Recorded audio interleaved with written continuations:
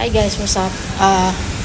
Matagal-tagal rin pala ako din nakapag-post guys kasi busy ako sa trabaho tsaka di ako nakakapag-video sa trabaho kasi bawal.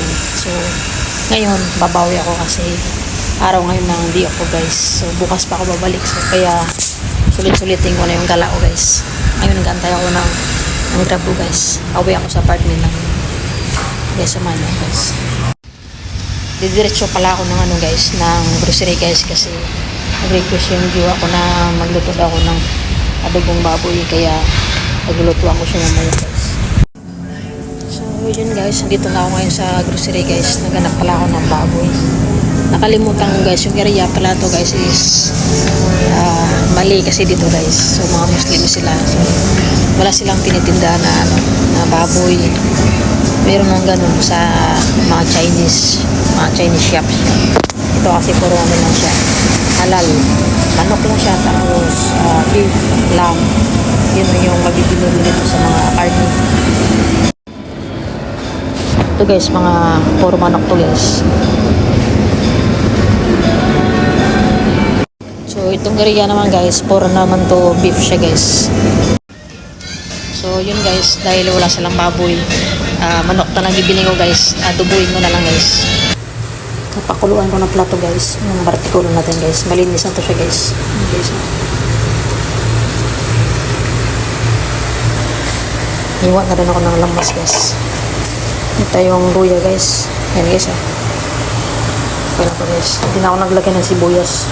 Yung chicken ko guys. Piprito ko muna bago ko siya mix dun sa bartikulo mamaya guys.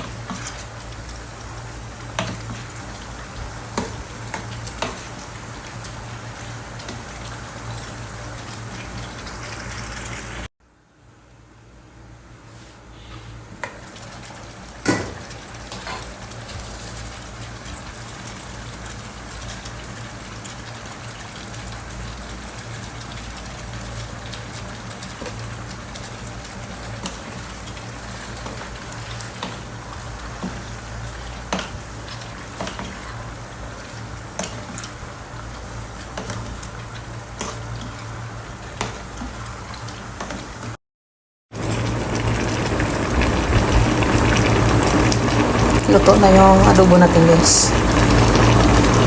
Papatayuin ko lang siya. So yun guys, luto na yung chicken adobo natin guys. So thank you for watching guys. Bye bye.